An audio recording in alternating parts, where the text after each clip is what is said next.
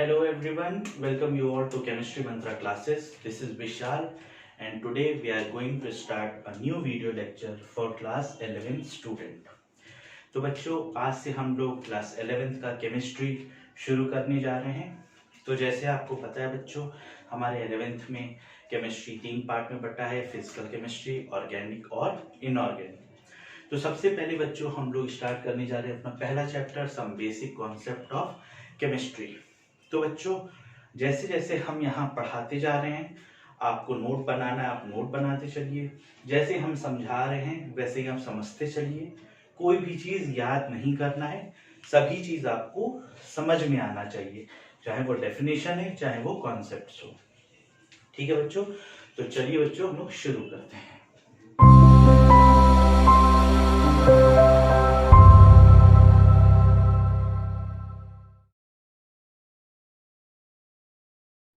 तो बच्चों पहला टॉपिक है some basic concept of chemistry. तो जनरली बच्चों इस टॉपिक पे आपको स्टार्टिंग में कुछ स्टेट्स ऑफ मैटर के बारे में पढ़ना होगा। जैसे हमारे स्टेट्स ऑफ मैटर कितने होते हैं, सॉलिड, लिक्विड, गैस। किसी को और पता होगा तो बोस आइंस्टाइन या फिर आपका प्लाज्मा। तो वो सब चीज हम लोग यहाँ पे डिस्कस नहीं करने जा रहे हैं बच्चों। आई होप कि वो सारी चीज आपको क्लियर हो गया होगा। आप क्लास 9th में भी पढ़े होगे, आप क्लास 10th में भी पढ़े होगे। तो हम लोग जनरली बच्चों अपना वो पोर्शन छोड़ते हुए हम लोग अपने मेजर टॉपिक पे आ रहे हैं। तो चलिए बच्चों हम लोग शुरू करते हैं। सबसे पहले हम लोग डिस्कस करेंगे एटम।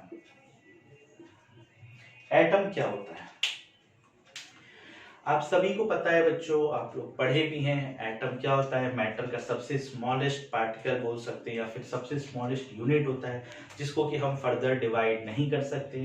पर आपको भी पता है बच्चों, जो एटम्स होते हैं उसके सब फर्दर सब डिवीजन पॉसिबल है। जैसे कि हमको पता है बच्चों, जो सब एटॉमिक पार्टिकल्स होते हैं एटम्स के, इलेक्ट्रॉन, प्रोटॉन, न्यूट्रॉन्स, ये डिवाइडेशन पॉसिबल है। तो बच्चों हम लोग जनरली एटम को कैसे डिफाइन करेंगे। एटम एक मैटर का सबसे स्मॉलेस्ट पार्टिकल होता है जो कि किसी भी केमिकल रिएक्शन में पार्टिसिपेट करता है और अपना आइडेंटिटी नहीं खोता। तो इसको चलिए बच्चों हम लोग डिफाइन कर लेते हैं, फिर समझते हैं डिटेल में कि होता क्या है।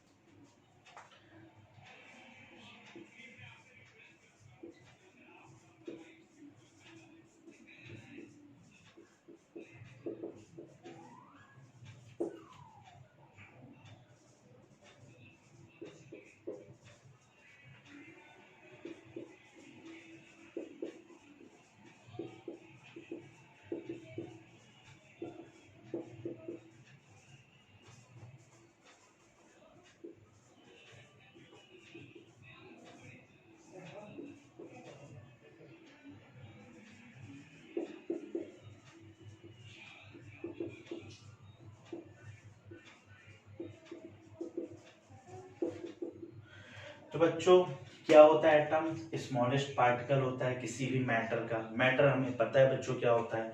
मैटर हमारे आसपास जितना भी चीज है बच्चों, हम तो कहते हैं पूरा जो सराउंडिंग है बच्चों, पूरा एटमॉस्फेयर, पूरा यूनिवर्स, ये मैटर से ही बना हुआ है। हर एक चीज जो है वो मैटर है, either in the form of solid और लिक्विड और इन गैस। तो बच्चों एटम क्या होता है, स्मॉलेस्ट पार्टिकल होता है किसी भी मैटर का जो कि पार्टिसिपेट करता है केमिकल रिएक्शन में and does not loses it's identity. अब इसका क्या मतलब है बच्चों, does not loses it's identity. देखिए हमको पता है बच्चों, हाइड्रोजन प्लस ऑक्सीजन दोनों मिलके क्या बनाते हैं बच्चों, वाटर। ये तो हम सभी को पता है बच्चों, शुरू से पढ़ते आ रहे हैं कि हाइड्रोजन और ऑक्सीजन कंबाइन करके क्या बनाते हैं, वाटर। अब देखिए बच्चों, रिएक्शन होने से पहले हाइड्रोजन किस फॉर्म में एग्जिस्ट कर रहा था बच्चों, इस फॉर्म, हाइड्रोजन फॉर्म। अब देखिए रिएक्शन स्टार्ट होने से पहले ये एटम हाइड्रोजन के एटम थे और रिएक्शन खत्म होने के बाद भी ये एटम किसके हैं, हाइड्रोजन के ही एटम। ऐसा तो है नहीं बच्चों कि जब रिएक्शन शुरुआत हो रहा था तो ये हाइड्रोजन के एटम थे और रिएक्शन एंड होने के बाद ये नाइट्रोजन में बदल गए, ऐसा तो है नहीं। रिएक्शन शुरू होने से पहले भी किसके हाइड्रोजन, किसके एटम थे, हाइड्रोजन के। रिएक्शन खत्म होने के बाद भी ये हाइड्रोजन के ही एटम है। सिमिलरली फॉर ऑक्सीजन, रिएक्शन शुरू होने से पहले किसके एटम थे? ऑक्सीजन के। रिएक्शन होने के बाद भी ये ऑक्सीजन एटम ही है, बदले नहीं। तो इसका मतलब यही है बच्चों कि एटम क्या होता है? मैटर का सबसे छोटा पार्टिकल्स होता है जो केमिकल रिएक्शन में पार्टिसिपेट करता है और अपना आइडेंटिटी को नहीं खोने देता है, मेंटेन करके रखता है अपना आइडेंटिटी, अपनी पहचान। उसको हम लोग डिफाइन करते हैं एटम। चलिए कुछ और बात एटम से रिलेटेड हम लोग जान लेते हैं बच्चों। यहाँ पे हम लोग ये कहते हैं बच्चों, atom does not have an independent existence। बच्चों हम लोग कहते हैं atom does not have an independent existence, मतलब एटम कभी भी इंडिपेंडेंटली एग्जिस्ट नहीं कर सकता। हमको पता है बच्चों, हाइड्रोजन एटम जब भी एग्जिस्ट करेगा बच्चों वो H2 के फॉर्म में करेगा, नाइट्रोजन एटम जब भी एग्जिस्ट करेगा N2 के फॉर्म में, और ऑक्सीजन एटम जब भी एग्जिस्ट करेगा O2 के फॉर्म में। मतलब कहने का मतलब ये है कि एटम कभी भी अकेला एग्जिस्ट नहीं कर सकता। आप कहेंगे अच्छा तो सर ये आयरन तो अकेला एटम एग्जिस्ट कर रहा है। तो बच्चों ये बताइए यहाँ पे आयरन का मतलब क्या हुआ? आयरन एटम कि आयरन मेटल? ऑब्वियस सी बात है, यहाँ पे हम लोग आयरन मेटल की बात कर रहे हैं। तो बच्चों अगर यहाँ पे एक आयरन का मेटल ले लें, हम ये ब्लॉक ले लें आयरन का, तो इस आयरन के ब्लॉक में आपको पता है बच्चों थाउजेंड्स ऑफ एटम्स कंबाइंड होके ये आयरन का ब्लॉक बना है, थाउजेंड्स ऑफ एटम कंबाइन होके। तो वही हम कहना चाहेंगे बच्चों, एटम कभी भी अकेला आइसोलेटेड एग्जिस्ट नहीं कर सकता, हमेशा वो किसी न किसी के साथ अटैच रहता है।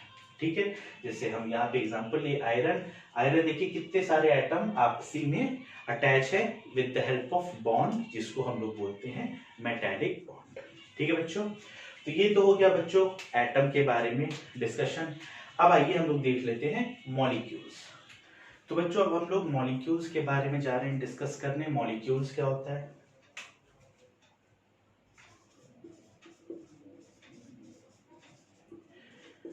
बच्चों मॉलिक्यूल्स भी सिमिलर टू एटम ही होता है, बस स्मॉल डिफरेंस होता है एटम्स और मॉलिक्यूल्स में। देखते हैं मॉलिक्यूल्स को कैसे डिफाइन करेंगे। The smallest particle of matter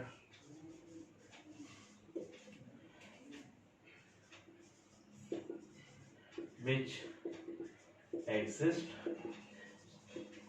independently। तो कैसे डिफाइन करेंगे बच्चों मॉलिक्यूल को? मॉलिक्यूल क्या होता है? मैटर का स्मॉलेस्ट पार्टिकल है जिसका कि इंडिपेंडेंट एग्जिस्टेंस होता है। मतलब यही एक पॉइंट है बच्चों जो कि इसको एटम से डिफरेंशिएट करता है। क्या? एटम इंडिपेंडेंट एग्जिस्टेंस पॉसिबल नहीं है, वेयरएज मॉलिक्यूल का इंडिपेंडेंट एग्जिस्टेंस पॉसिबल है। मॉलिक्यूल अकेला एग्जिस्ट कर सकता है। तो ये तो था बच्चों हमारा एटम्स और मॉलिक्यूल्स। अब चलिए हम लोग मेन टॉपिक पे आते हैं बच्चों और डिटेल में डिस्कस करते हैं एटॉमिक मास के बारे में।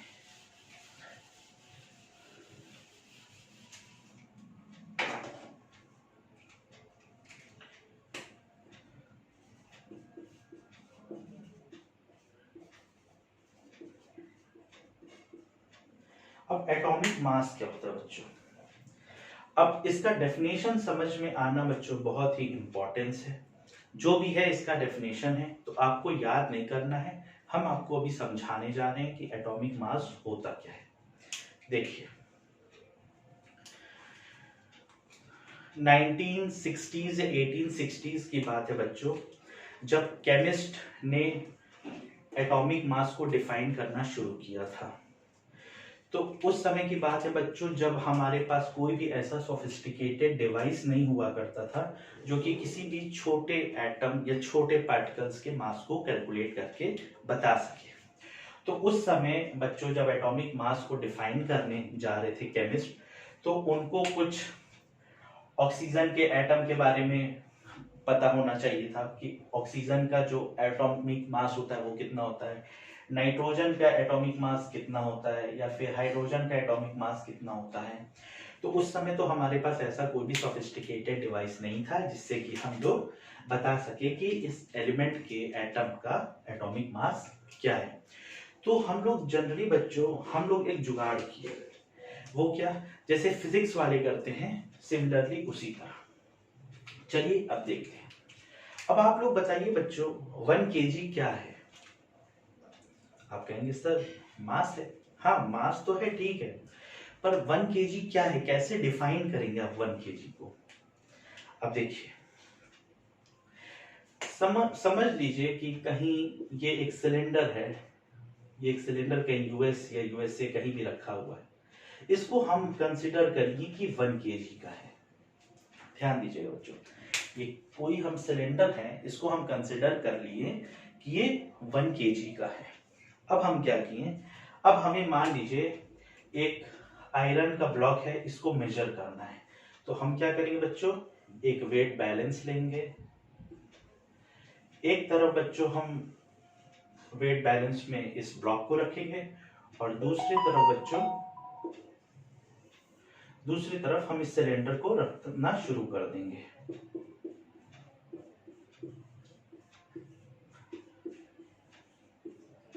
दूसरी तरफ हम ये सिलेंडर रखना शुरू कर देंगे। फिर हम ये ऑब्जर्व करेंगे बच्चों कि ये जो आयरन ब्लॉक है बच्चों, इसको बैलेंस करने के लिए हमको कितने सिलेंडर का रिक्वायरमेंट हुआ, 10 सिलेंडर। इस आयरन ब्लॉक को मेजर करने के लिए हमें कितने सिलेंडर का रिक्वायरमेंट हुआ, 10 सिलेंडर का। ठीक है, मान लीजिए कोई ब्लॉक बी है, इसको मेजर करने के लिए हमें 20 सिलेंडर का रिक्वायरमेंट हुआ। कोई ब्लॉक बी है, उसको मेजर करने के लिए हमें कितना सिलेंडर का रिक्वायरमेंट हुआ बच्चों, 20 सिलेंडर। मान लीजिए हमको हाथी का वेट पता करना है, इसके लिए मान लीजिए हमें 50 सिलेंडर का रिक्वायरमेंट हुआ। ठीक, हमें इस ब्लॉक का वेट मेजर करना है, इसके लिए हमें कितने सिलेंडर का रिक्वायरमेंट हुआ, 10 सिलेंडर। मतलब जब 10 सिलेंडर हम यहाँ रखें तो हमारा ये ब्लॉक जो है बैलेंस हो गया। इसका मतलब इसका वेट कितना है, equal to 10 cylinder. Weight of this block B कितना है बच्चों, 20 सिलेंडर। वेट ऑफ हाथी मेजर करना है तो ये किसके बराबर आ रहा है, 50 सिलेंडर। तो बच्चों यहाँ पे आप एक चीज देख रहे होंगे कि हमें बार बार ये सिलेंडर लिखना पड़ रहा है।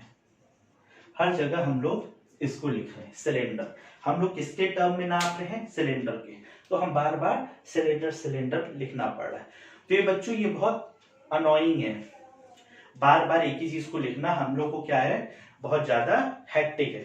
तो क्यों ना हम इसे एक यूनिट बना दे बच्चों।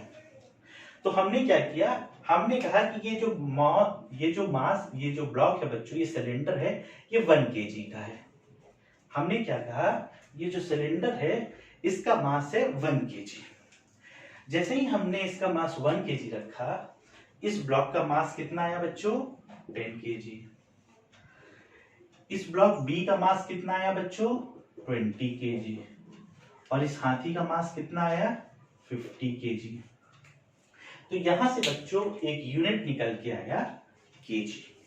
ठीक है, सिमिलरली बच्चों अगर ये कॉन्सेप्ट आपको समझ में आ गया हो तो सेम इसी तरह कुछ केमिस्ट ने जुगाड़ लगाया एटॉमिक मास को मेजर करने के लिए। कैसे, चलिए देखते हैं।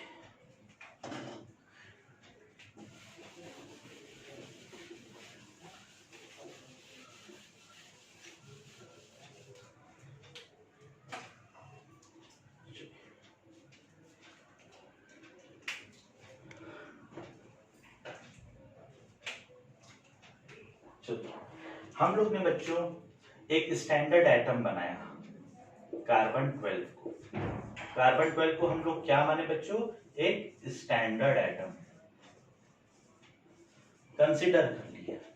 इसको कार्बन 12 को, ये एक आइसोटोप से किसके, कार्बन के। हमने इसको एक स्टैंडर्ड एटम मान लिया और हमने ये कहा कि 1/12 into mass of 1 carbon 12 atom इस क्वांटिटी को हम लोग ने क्या माना बच्चों, एक स्टैंडर्ड क्वांटिटी मान ली। हम लोग ने कार्बन 12 एटम को एक स्टैंडर्ड एटम माना और कहा कि 1/12 into mass of 1 carbon 12 atom, इसको हमने क्या माना बच्चों, एक स्टैंडर्ड क्वांटिटी मान लिया।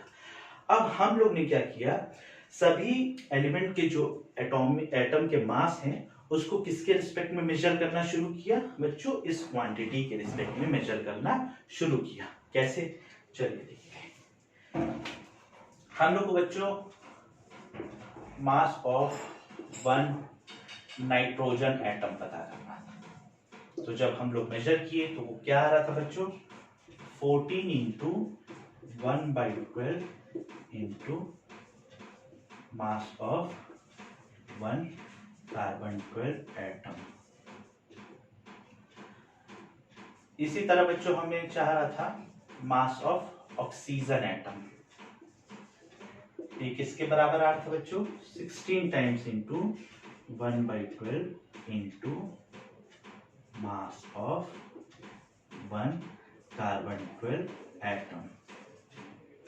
उसी तरह बच्चों मान लीजिए हमें सोडियम का चाहिए, मास ऑफ 1 सोडियम एटम, ये किसके बराबर आ रहा था बच्चों, 23 times into 1/12 into mass of 1 carbon 12 atom. तो बच्चों हम लोग ने ये देखा कि हम लोग हर एटम का मास किसके रिस्पेक्ट में मेजर करना शुरू कर दिए बच्चों, इस स्टैंडर्ड क्वांटिटी के।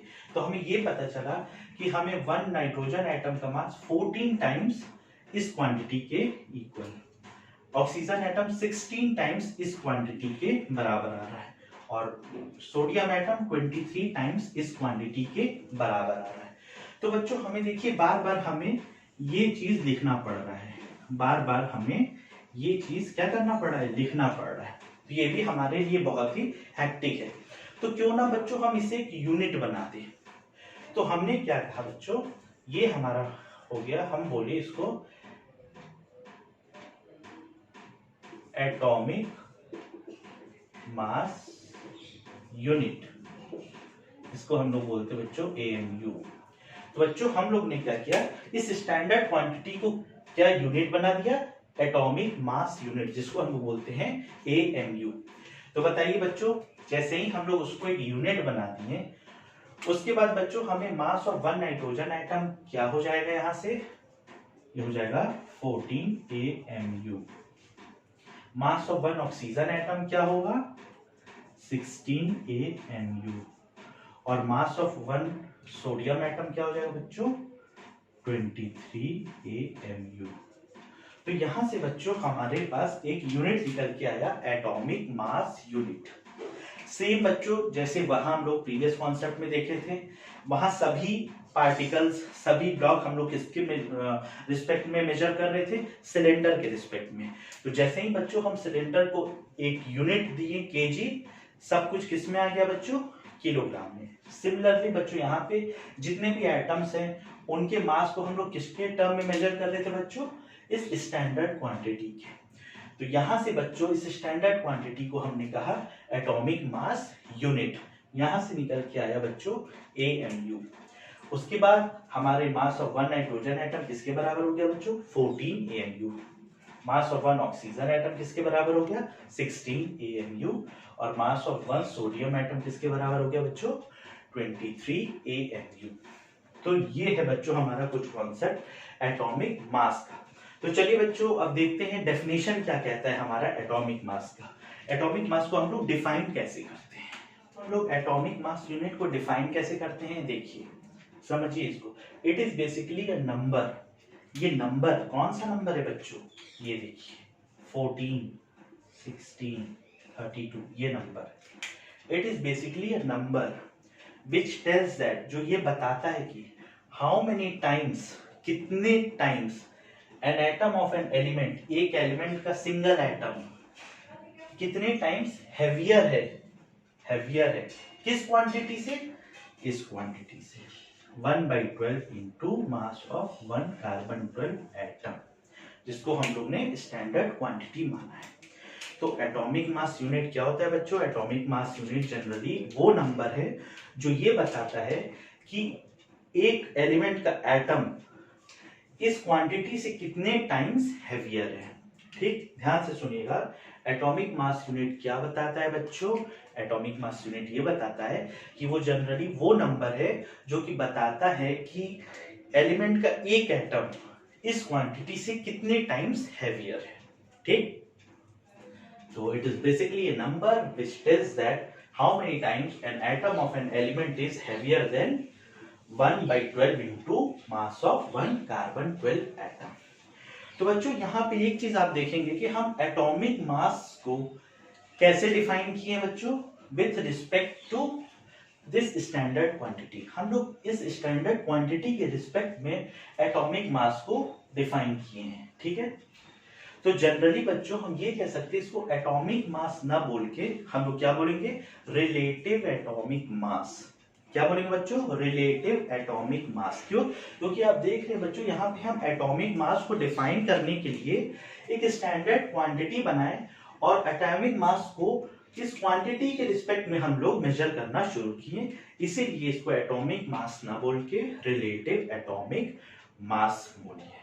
ठीक है बच्चों, तो ये तो हो गया बच्चों हमारा एटॉमिक मास।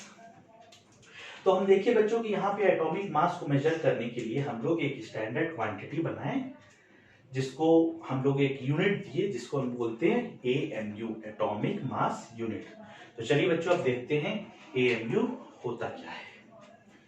1 AMU किसके बराबर होता है बच्चों? 1/12 इंटू मास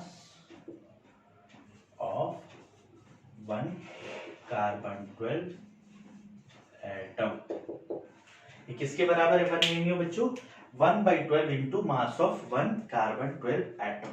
अब देखिए बच्चों, उस समय हमारे पास कोई भी ऐसी सोफिस्टिकेटेड डिवाइस नहीं हुआ करती थी जिससे कि हम लोग किसी भी एलिमेंट के एटम का या भी कोई भी छोटा पार्टिकल का एग्जैक्ट मास को बता सके।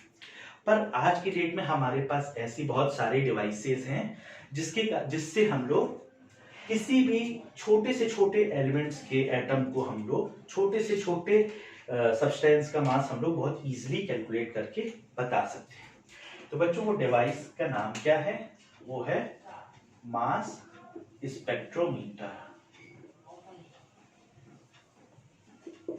तो बच्चों ये मास स्पेक्ट्रोमीटर वो डिवाइस है जो कि हमें छोटे छोटे सब्सटेंस का मास कैलकुलेट करके आसानी से बता सकता है।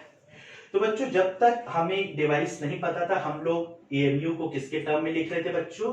मास ऑफ 1 कार्बन 12 एटम। क्यों? क्योंकि हमें बच्चों कार्बन 12 एटम का एग्जैक्ट मास नहीं पता था। पर जब हम लोग के पास एक अच्छा डिवाइस आ गया, उसके बाद से हम लोग बच्चों ये डिवाइस ने हम लोग को इस कार्बन 12 एटम के एग्जैक्ट मास कैलकुलेट करके बताया। और वो किसके बराबर था? वो था बच्चों 1.99 इंटू 10 पावर -23 ग्राम्स। किसके बराबर था? 1.99 इंटू 10 पावर -23 ग्राम। तो हम ये कह सकते हैं बच्चों कि mass of 1 carbon 12 atom is equal to 1.99 into 10 power -23 grams. ठीक है, तो बच्चों यहां से हमें इस डिवाइस की मदद से हमें कार्बन 12 के सिंगल एटम, एक एटम का एग्जैक्ट मास पता चल गया। वो किसके बराबर है? 1.99 इंटू 10 पावर -23। अब हम बच्चों इस वैल्यू को यहाँ पुट करेंगे और 1 AMU का एग्जैक्ट वैल्यू क्या होता है ये हमें पता चल जाएगा। तो देखिए बच्चों क्या होता है। अब देखिए यहाँ से अगर हम लोग 1 AMU कैलकुलेट करना चाहें तो 1/12 इंटू 1.99 इंटू 10 पावर -23 ग्राम्स। अब इसको कैलकुलेट करेंगे बच्चों तो आपके पास क्या वैल्यू आएगा? 1.66 इंटू 10 पावर -24 ग्राम्स। तो जब अब हमारे पास बच्चों 1 AMU का exact value in terms of gram पता चल गया। कितना? 1.66 इंटू 10 पावर -24 ग्राम्स। इसको आप और क्या लिख सकते हैं बच्चों? इसको 1/10 Na ग्राम्स भी लिख सकते हैं।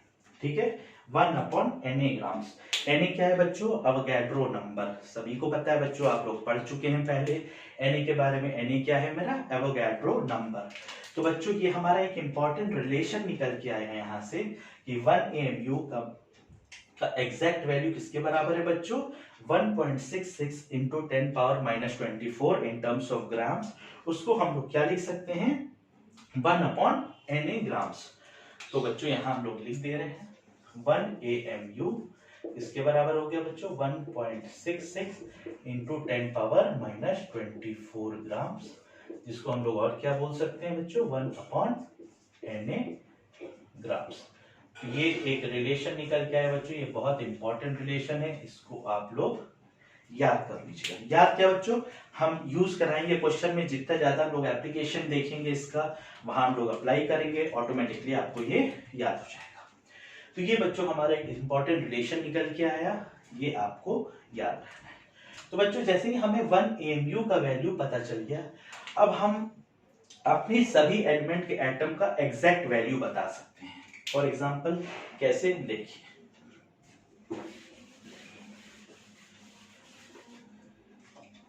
हमको बच्चों अगर बताना है, मान लीजिए मास ऑफ 1 सोडियम एटम, तो हम क्या लिखते थे बच्चों? 23 AMU। हमको पता है 1 AMU ग्राम में किसके बराबर है बच्चों? 1.66 इंटू 10⁻⁻24। तो हम क्या लिख सकते हैं इसको? 23 इंटू 1.66 इंटू 10⁻⁻24 ग्राम्स। ये बच्चों इसका एग्जैक्ट वैल्यू हो गया एक सोडियम एटम का। सिमिलरली बच्चों हमको अगर मानिए मास ऑफ 1 सल्फर एटम चाहिए, तो इसको क्या लिखेंगे बच्चों? 32 AMU, जो कि किसके बराबर होगा बच्चों? 32 इंटू 1.66 इंटू 10⁻⁻24 ग्राम्स। ठीक है, तो यहां से बच्चों हमें किसी भी एलिमेंट के एटम का एग्जैक्ट वैल्यू पता चल गया with the help of mass spectrometer. तो ये तो था बच्चों हमारा आज का कॉन्सेप्ट, एटॉमिक मास क्या होता है और रिलेटिव एटॉमिक मास क्या होता है, और इसका डेफिनेशन का रियल मतलब क्या होता है। एटॉमिक मास का तो बच्चों डेफिनेशन आप सीधी देख लेंगे और याद कर लेंगे, तो बच्चों वो नहीं चलने वाला। यहाँ पे आप साइंस के स्टूडेंट हैं और आप क्लास 11th के स्टूडेंट हैं, आपको हर एक चीज का मतलब समझ में आना चाहिए, तभी आप इसको रिप्लिकेट कर सकते हैं किसी भी टॉपिक में। चूंकि आपको पता है बच्चों ये मोल कॉन्सेप्ट चैप्टर ये फिजिकल केमिस्ट्री का हमारे ABCD है। इस मोल कॉन्सेप्ट के कॉन्सेप्ट को आप किसी भी केमिस्ट्री के कॉन्सेप्ट में आप इजीली रिप्लिकेट कर सकते हैं। तो इस चैप्टर को आपको बहुत ध्यानपूर्वक और बहुत अच्छे से पढ़ के समझ के करना है। ठीक है बच्चों, तो आज का टॉपिक हम लोग यहीं समाप्त करते हैं। आज हम लोग जाने कि एटॉमिक मास जनरली होता क्या है, उसकी डेफिनेशन का मतलब क्या होता है, और 1 AMU का एग्जैक्ट मास कितना होता है। ठीक है बच्चों, तो बच्चों आज का टॉपिक हम यहीं समाप्त करते हैं। Thanks for watching, see you again, bye bye.